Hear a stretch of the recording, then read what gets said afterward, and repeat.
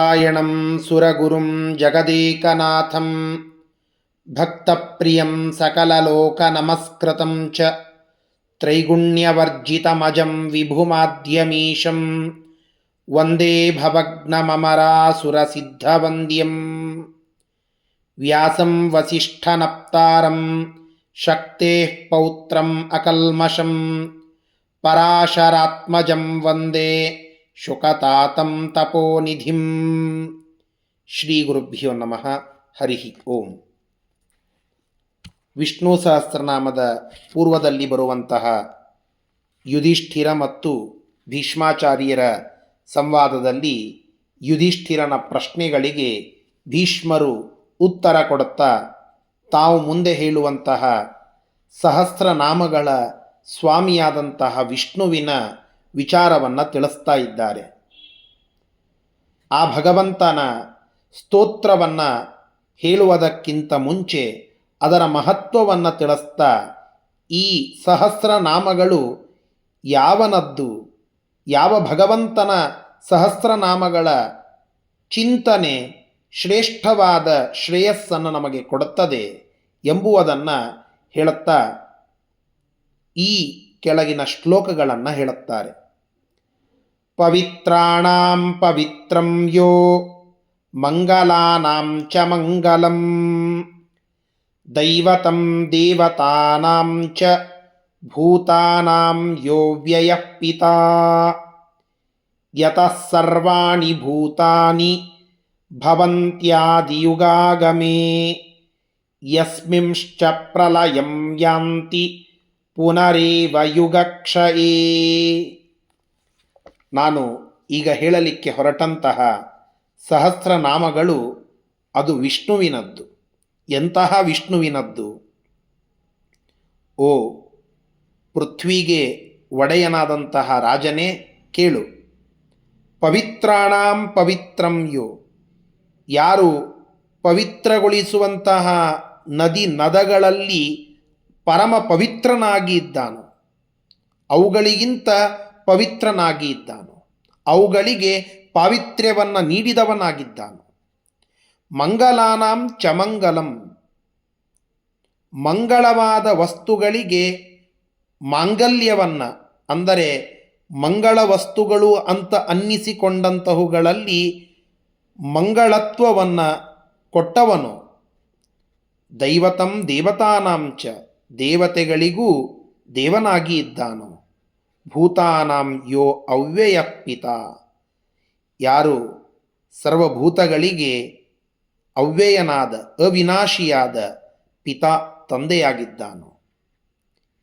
ಯಾವ ಭಗವಂತ ಕಲ್ಪದ ಆದಿಯಲ್ಲಿ ಎಲ್ಲ ಭೂತಗಳ ಉತ್ಪತ್ತಿಗೆ ಕಾರಣನಾಗಿದ್ದಾನೋ, ಯಾರು ಮಹಾಪ್ರಳಯದಲ್ಲಿ ಆ ಎಲ್ಲ ಭೂತಗಳನ್ನು ತಾನೇ ತಿಂದು ತಾನೇ ಅವುಗಳನ್ನು ಸಂಹಾರ ಮಾಡಿ ಈ ಇಡೀ ಜಗತ್ತನ್ನು ಪ್ರಳಯ ಮಾಡುವ ಸಾಮರ್ಥ್ಯ ಹೊಂದಿದವನಾಗಿದ್ದಾನು. ಯಾರಲ್ಲಿ ಪ್ರಳಯದ ಸಂದರ್ಭದಲ್ಲಿ ಸಕಲ ಭೂತಗಳು ವಿಲೀನವಾಗಿ ಹೋಗುತ್ತವೆಯೋ, ಯಾರಿಗೆ ಈ ಇಡೀ ಜಗತ್ತು ಅನ್ನವಾಗಿದೆಯೋ ಅಂತಹ ಆ ಭಗವಂತನ ಸೃಷ್ಟಿ ಸ್ಥಿತಿ ಸಂಹಾರ ಮುಂತಾದ ಕರ್ತ, ಈ ಎಲ್ಲ ಕಾರ್ಯಗಳ ಕರ್ತ ಆದಂತಹ ಆ ವಿಷ್ಣುವಿನ 1000 ನಾಮಗಳನ್ನು ನಾನು ಹೇಳುವವನಿದ್ದೇನೆ ಎಂಬುವುದನ್ನು ಭೀಷ್ಮಾಚಾರ್ಯರು ಯುಧಿಷ್ಠಿರನಿಗೆ ತಿಳಿಸ್ತಾ ಇದ್ದಾರೆ.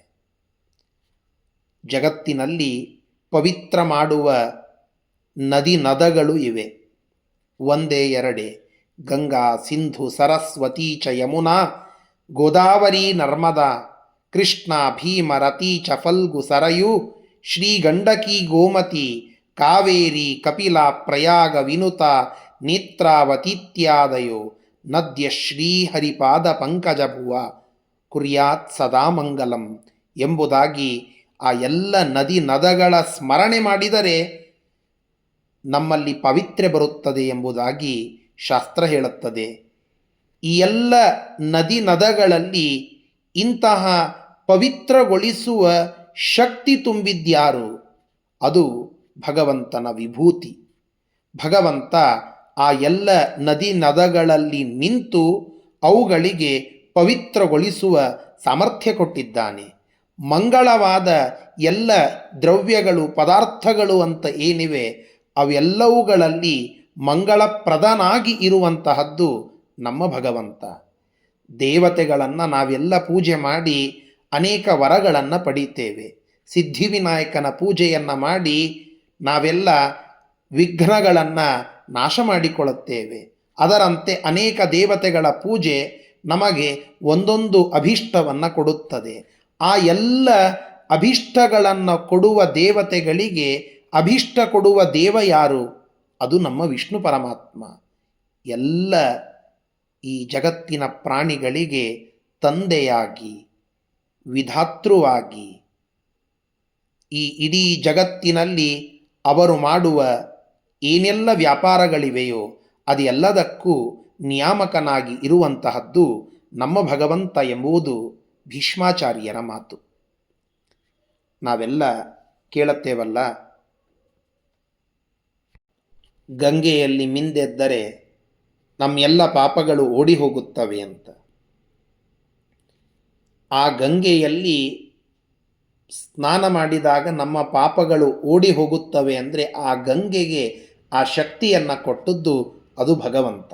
ಹೀಗೆ ಅವೆಲ್ಲವುಗಳಿಗೆ ಶಕ್ತಿಯನ್ನು ಕೊಡುವಂತಹದ್ದು ಭಗವಂತನೇ. ಉಪನಿಷತ್ತು ತಿಳಿಸ್ತದೆ, ನಿತ್ಯೋ ನಿತ್ಯಾನಾಂ ಚೇತನಶ್ಚೇತನಾನಾಂ ಏಕೋ ಬಹೂನಾಂ ಯೋ ವಿದಧಾತಿ ಕಾಮಾನ್. ನಿತ್ಯವಾದ ವಸ್ತುಗಳಲ್ಲಿ ನಿತ್ಯತ್ವವನ್ನು ಕೊಡುವವನು ಭಗವಂತ. ನಾವೆಲ್ಲರೂ ಚೇತನರು, ನಮ್ಮಲ್ಲಿ ಚೈತನ್ಯವನ್ನು ಕೊಡುವವನು ಭಗವಂತ.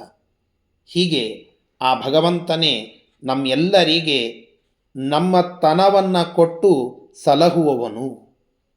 ಅವನು ಅವ್ಯಯ, ನಾಶ ಇಲ್ಲದವನು. ಉತ್ಪತ್ತಿ ಮತ್ತು ನಾಶ ಅದು ಭಗವಂತನ ಕಾರ್ಯ. ಭಗವಂತ ಜಗತ್ತಿನ ಸೃಷ್ಟಿಯನ್ನು ಮಾಡುತ್ತಾನೆ. ಈ ಸೃಷ್ಟಿಯನ್ನು ಮಾಡುವುದಕ್ಕೆ ಬ್ರಹ್ಮದೇವರನ್ನು ನೇಮಿಸ್ತಾನೆ. ಆ ಬ್ರಹ್ಮದೇವರಿಗೂ ಸೃಷ್ಟಿ ಮಾಡುವಂಥವನು ಭಗವಂತನೇ. ಯೋ ನಪ್ಪಿತ ಜನಿತ ಯೋ ವಿಧಾತ ಧಾಮಾನಿ ವೇದ ಭುವನಾನಿ ವಿಶ್ವ. ವೇದ ಹೇಳುತ್ತದೆ, ಈ ಭಗವಂತನೇ ಈ ವಿಶ್ವದ ತಂದೆ, ಇವನೇ ಈ ವಿಶ್ವದ ಜನಕ, ಇವನೇ ಈ ವಿಶ್ವವನ್ನು ಕಾಪಾಡುವ ವಿಧಾತ ಅಂತ ಹೇಳಿ. ಕೊನೆಯಲ್ಲಿ ಈ ಯುಗದ ನಾಶವಾದಾಗ ಮಹಾಪ್ರಳಯದಲ್ಲಿ ಯಾರಲ್ಲಿ ಸಕಲ ಭೂತಗಳು ವಿಲೀನ ಹೊಂತವೆ ಅಂತಂದರೆ ಅದಕ್ಕೂ ಉತ್ತರ ವಿಷ್ಣು ಪರಮಾತ್ಮನೇ. ವಿಶ್ವರೂಪ ದರ್ಶನ ಮಾಡಿಕೊಂಡಂತಹ ಅರ್ಜುನ ಅಲ್ಲಿಯ ಆ ಭಗವಂತನ ಅದ್ಭುತವಾದ ರೂಪವನ್ನು ವರ್ಣನ ಮಾಡುವಾಗ ಹೇಳುತ್ತಾನಲ್ಲ, ದಂಷ್ಟ್ರಾಕರಾಲಾನಿ ಚ ತೇ ಮುಖಾನಿ ದೃಷ್ಟ್ವೈವ ಕಾಲಾನಲ ಸನ್ನಿಭಾನಿ ದಿಶೋ ನ ಜಾನೇ ನ ಲಭೇ ಚ ಶರ್ಮ ಪ್ರಸೀದ ದೇವೇಶ ಜಗನ್ನಿವಾಸ ಅಮೀ ಚ ತ್ವಾಂ ಧೃತರಾಷ್ಟ್ರಸ್ಯ ಪುತ್ರಾಃ ಸರ್ವೇ ಸಹೈವಾವ ನಿಪಾಲ ಸಂಘೈಃ ಭೀಷ್ಮೋ ದ್ರೋಣಃ ಸೂತಪುತ್ರಸ್ತಥಾಸೌ ಸಹಸ್ಮದೀಯೈರಪಿ ಯೋಧ ಮುಖ್ಯೈಃ. ಆ ಭಗವಂತನ ವಿಶಿಷ್ಟ ವಿಚಿತ್ರವಾದ ರೂಪವನ್ನು ಅರ್ಜುನ ನೋಡಿದಾಗ ಇವ ಯಾರಿಗಾಗಿ ವಿಚಾರ ಮಾಡುತ್ತಿದ್ನಲ್ಲ, ಆ ಎಲ್ಲ ಅವನ ಸಂಬಂಧಿಕರು ಭೀಷ್ಮರು, ದ್ರೋಣರು, ಸೂತಪುತ್ರ, ಧೃತರಾಷ್ಟ್ರನ ಮಕ್ಕಳು, ಇವರೆಲ್ಲ ಆ ಭಗವಂತನ ವಿಶಿಷ್ಟವಾದ ಅತ್ಯಂತ ಕರಾಳವಾಗಿ ಇರುವಂತಹ ಆ ಮುಖದಲ್ಲಿ ಸೇರಿಕೊಂಡು ಒಳಗಡೆ ಹೋಗ್ತಾ ಇದ್ದಾರೆ, ವೇಗವಾಗಿ ಹೋಗ್ತಾ ಇದ್ದಾರೆ. ತಥೈವ ನಾಶಾಯ ವಿಶಂತಿ ಲೋಕಾಹ ತವಾಪಿ ವಕ್ತ್ರಾಣಿ ಸಮೃದ್ಧ ವೇಗಾಹ. ಅವರೆಲ್ಲ ಭಾರೀ ಬೇಗನೆ ಚಿಕ್ಕ ಚಿಕ್ಕ ವಸ್ತುಗಳಂತೆ ಆಗಿ ಒಳಪ್ರವೇಶ ಮಾಡುತ್ತಾ ಇದ್ದಾರೆ. ಇದನ್ನು ನೋಡಿ ಅಲ್ಲಿ ಅರ್ಜುನ ಹೇಳುತ್ತಾನೆ, ಭಗವಂತ ನೀನು ಈ ಜಗತ್ತಿನ ಆದಿ ಮಧ್ಯ ಅಂತ ಎಲ್ಲವೂ ಹೌದು. ಈ ಜಗತ್ತಿನ ಉತ್ಪತ್ತಿ ನಿನ್ನಿಂದಲೇ, ಈ ಜಗತ್ತಿನ ನಾಶ ಅದು ನಿನ್ನಿಂದಲೇ. ಸೃಷ್ಟಿ ಸ್ಥಿತಿ ಸಂಹಾರ ಈ ಮೂರೂ ಭಗವಂತ ವಿಷ್ಣುವಿನ ಕೆಲಸವೇ. ಅವನ ಕಾರ್ಯವೇ, ಅವನಿಂದ ಮಾತ್ರ ಮಾಡುವಂತಹದ್ದು.